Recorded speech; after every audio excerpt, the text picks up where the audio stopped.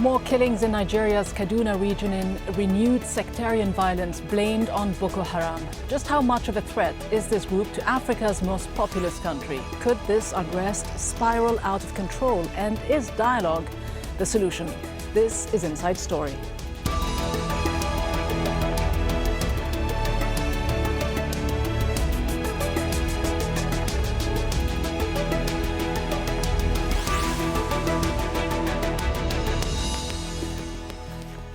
Hello and welcome to the program. I'm Rida Fakhri.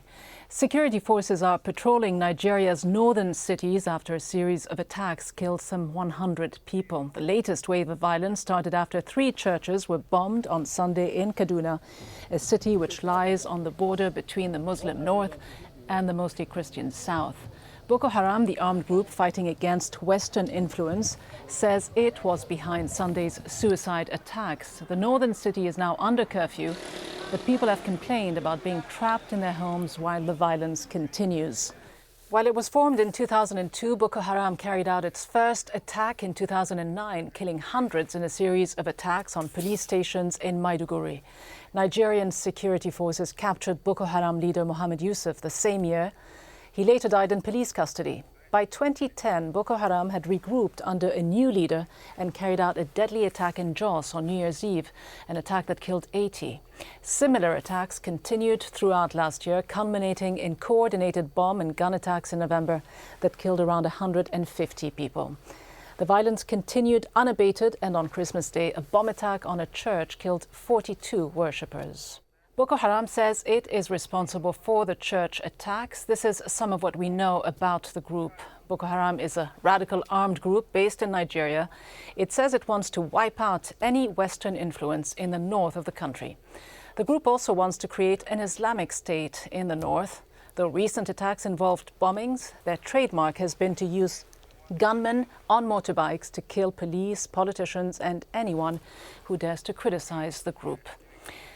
So will Nigeria's violence spiral out of control? To discuss this, we're joined by our guest from Abuja, the Reverend William Okoye, Director for National Issues for the Christian Association of Nigeria, which is an umbrella group of national Christian organizations.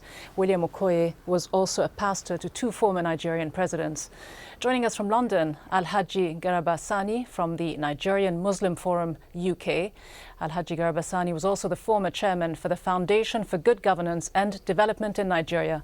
It's an NGO. From Pittsburgh in Pennsylvania, Buba Misawa, a professor of political science at Washington and Jefferson College.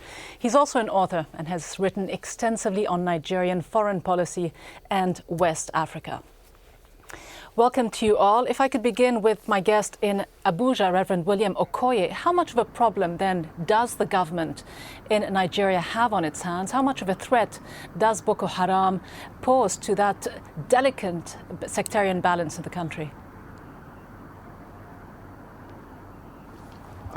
The problem is multifaceted.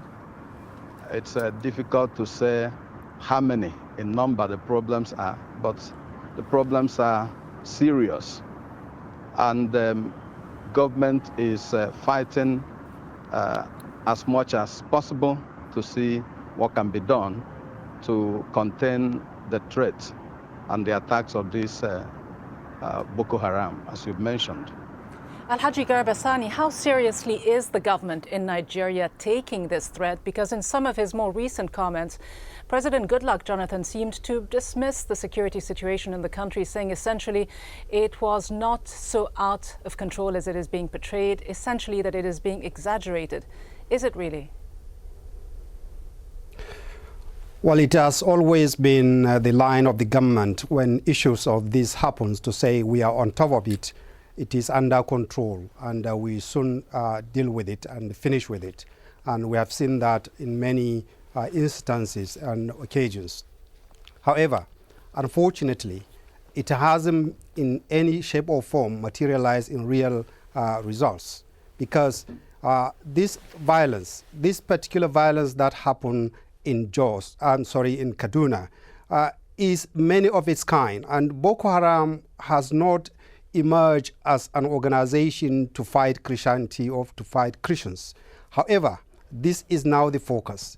But then the government, having over these years not been able to arrest and also prosecute and clearly deal with people and groups that are perpetrating this atrocity, either on the side of the Boko Haram or on the sides of Muslims or Christians that have taken arms in retaliation to any attack. So the government hasn't demonstrated that seriousness, and it hasn't been able to meet up its words of saying it is on top of things. It doesn't appear so at all. Professor Misawa, then, with this criticism, mounting criticism of the government's response to date to this ongoing violence, how easily could the situation degenerate into a full-fledged sectarian war with Christian groups within the country taking matters into their own hands because of what they consider the failure of the government to deal effectively with this ongoing crisis?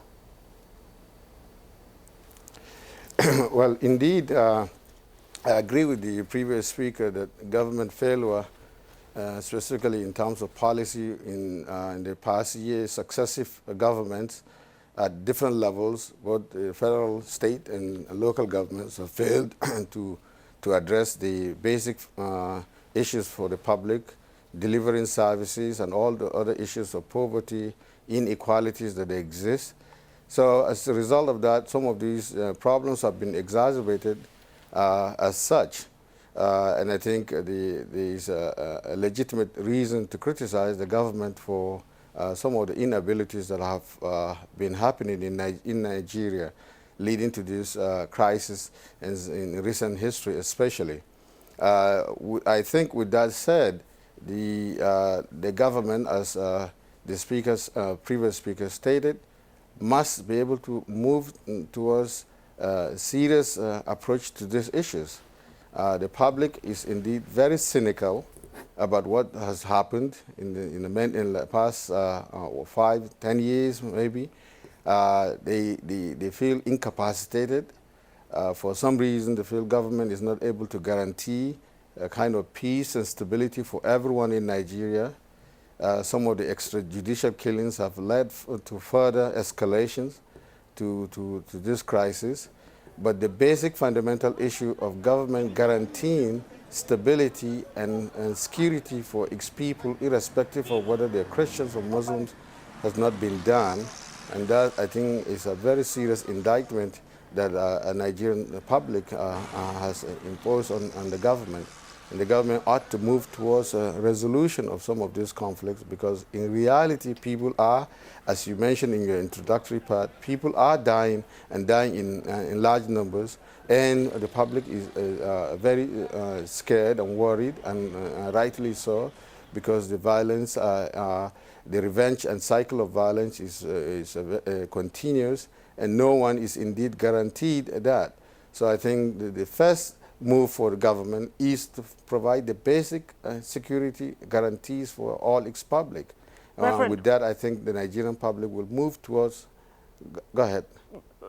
Sorry for interrupting you. I just wanted to move to Reverend Okoye in Abuja and ask him whether he thinks the government has been dealing effectively with some of the core issues behind some of this violence. What some of our guests have said previously, that at the core of all this is some of the extreme poverty in some of the northern areas, the unemployment, the social tensions that can explain some of the outbreak of violence. Is the government looking at it in that way? And is it serious in dealing with this in an effective way, perhaps in starting a proper dialogue with Boko Haram? I agree to a large extent to what my colleagues have said about government not doing enough. But like one of them rightly mentioned, it's not just this present government. It's been the failure of government at every level over the past years that culminated into the kind of problem we're having today. But there are other dimensions to it, beside poverty and other issues that have been raised by other speakers, such as the failure of religious leaders, particularly Islamic religious leaders, because we believe and we know beyond a shadow of doubt that this has to do with indoctrination, wrong teachings by some of the leaders of the Muslim community that have indoctrinated these young people, and they are doing this thing they are doing as a result of those teachings they have received. So in addition to whatever else we should be addressing in order to contain the situation, such as poverty, we have to realize that this thing has religious dimension to it. Like one of the speakers earlier mentioned, or like you mentioned when you were introducing the program, the Boko Haram sect have not hidden the fact that they want to Islamize Nigeria. They have made it clear time and time again. And when people talk about dialogue, you dialogue with people who wants to dialogue. They are saying they are not ready for dialogue because they have made up their mind that their aim is to Islamize the country.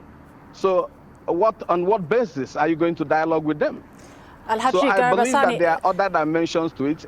Alhaji Garba Sani, then, is there any purpose in engaging in a dialogue with a group precisely that wants to transform the country, that wants to go from a secular constitution to imposing Sharia law on the country? Is there any sense in dialoguing with such a group? Boko Haram has, over the time, stated a number of different aims and objectives of the organization and what it wishes to establish. Anybody who knows Nigeria and knows Nigeria well, in fact knows northern Nigeria, we are so mixed up amongst Christians and Muslims that anybody who dreams of or even thought of turning Nigeria or even northern Nigeria into an Islamic state is just a clear demonstration of ignorance. And as such, that is not the bone of the contention. The bone of contention is pure injustice. The social injustice that have permeated the society and therefore alienated these youngsters and many other youngsters, like even the Niger Delta militants and other militants all over the country. However, I would like to comment also on the comment by the Reverend that the religious leaders are the ones to be looked at and to be condemned as a result of the actions of Boko Haram. First of all, Boko Haram is not acting either with the consent, the permission, or representative of the Muslims in the north or in the country at all. It is an organization that is acting on its own and feeling that it attributes all the blame and most of the blame to the government and the Christians of the country of issues that has happened. As such, religious leaders are trying their best. One of our religious leaders, the president of the Supreme Council of Islamic Affairs, actually made an attempt to enter into the negotiation. However, it appeared quite clearly then that the federal government did not take the matter as serious as it did the matter of negotiating with the Niger Delta militants who were flown into the villa when there was a negotiation going on. In this case, it was one of the advisors of the president that was sent to the president of the Supreme Council of Islamic Affairs to dialogue, and even that was not taken seriously. He withdrew, and again, there was an attempt, in fact, before that, as claimed by Boko Haram, that they sent one of their leaders, Abu Darda. He was arrested.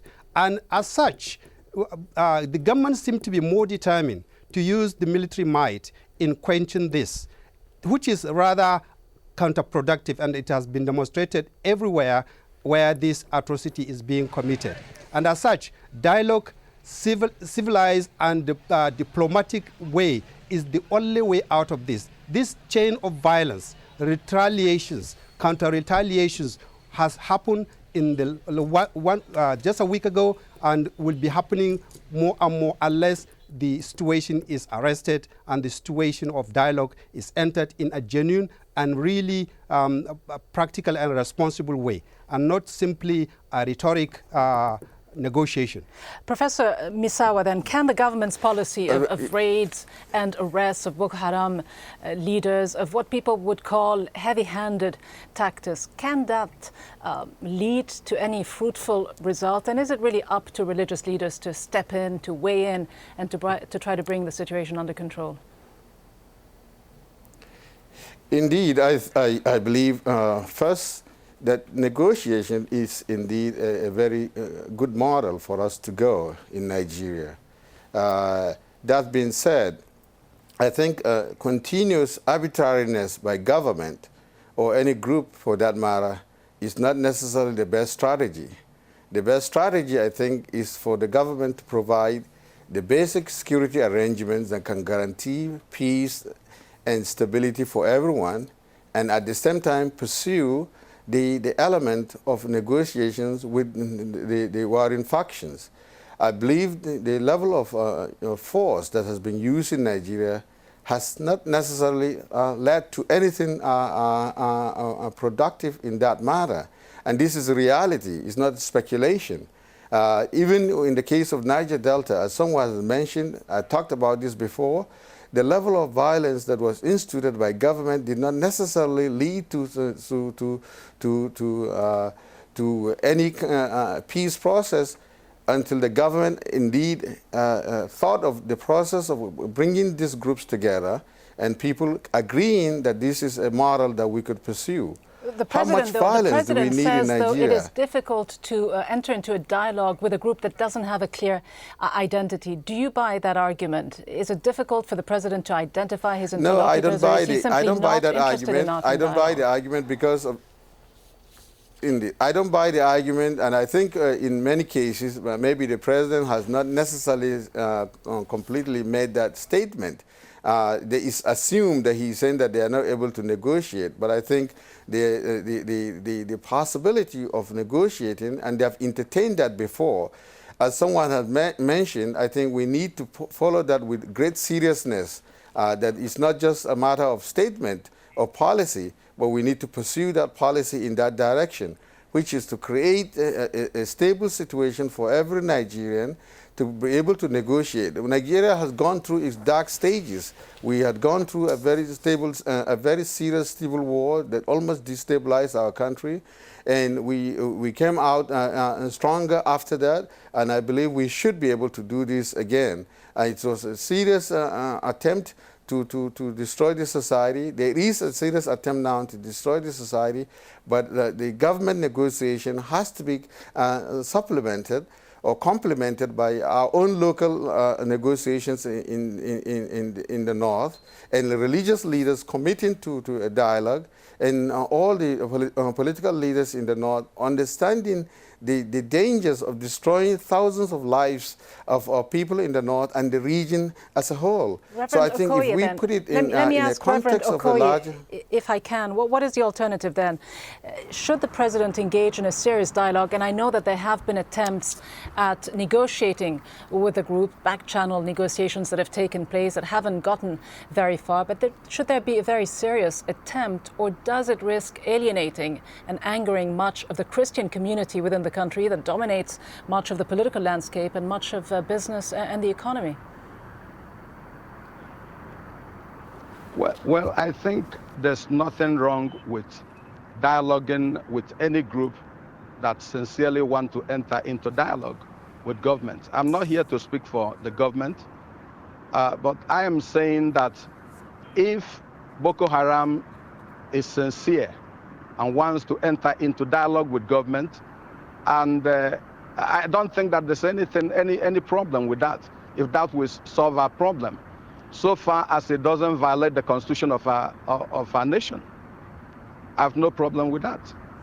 Let's look a little bit at the recent comments that have been made by Nigeria's President Goodluck Jonathan. He has often been criticized for his handling of Boko Haram. Here's what he said about the armed group in December. You are all aware of the security challenges which the activities of the Boko Haram sect have foisted on the country. What began as sectarian crisis in the northeastern parts of the country has gradually evolved into terrorist activities in different parts of the country. Alhaji Garba Sani, very clear words, a very black and white message to Boko Haram, terrorism that will be crushed.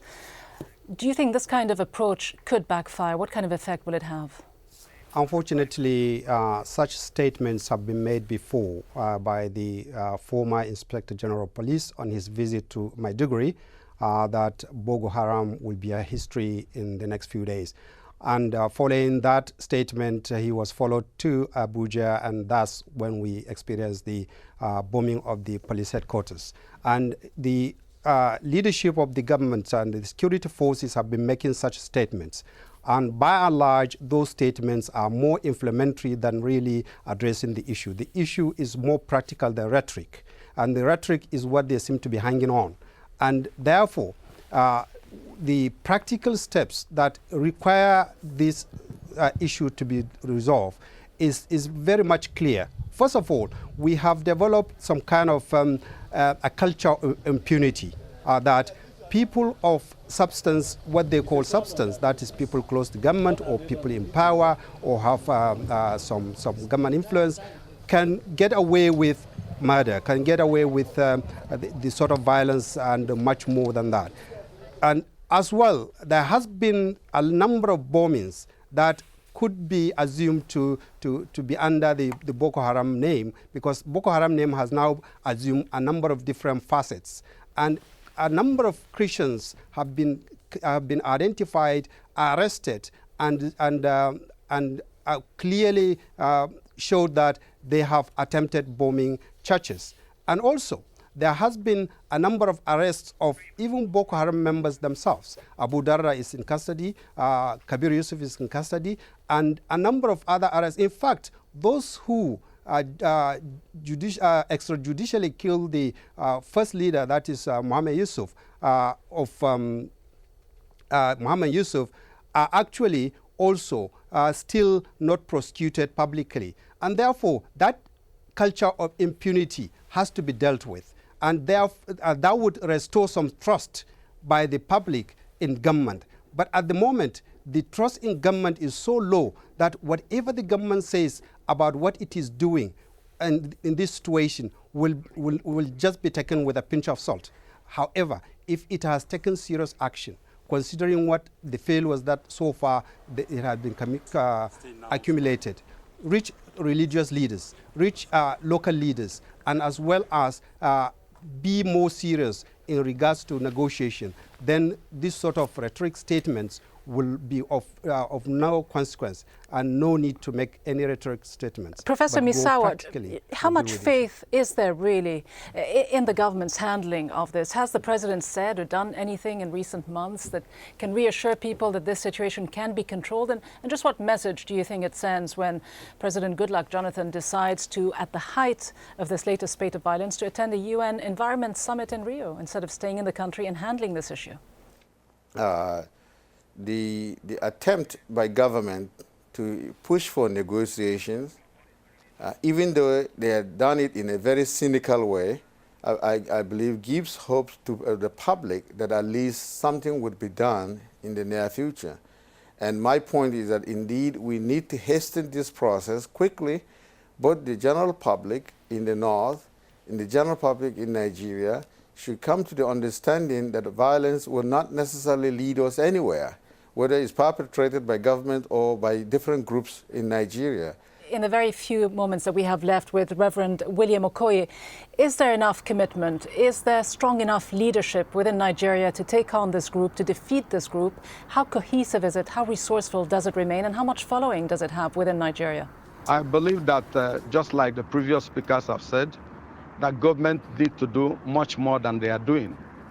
But I also realize that the situation is more complex than some of us understand. For instance, we know that there are sympathizers, people who sympathize with Boko Haram in the armed forces, in the police, in SSS, in other arms of government. So sometimes when you are trying to plan strategies to deal with this issue, you have enemies within who sabotages the effort of government. Still much more to discuss, obviously, but this is all the time we have on this program. Thank you to all of our guests from Abuja, the Reverend William Okoye, from London, Alhaji Garba Sani, and from Pittsburgh in Pennsylvania, Professor Buba Misawa. And thank you very much for staying with us on this edition of Inside Story. You can, of course, send us your feedback at insidestory@aljazeera.net. From me, Rida Fakhri, and the team, thanks for watching.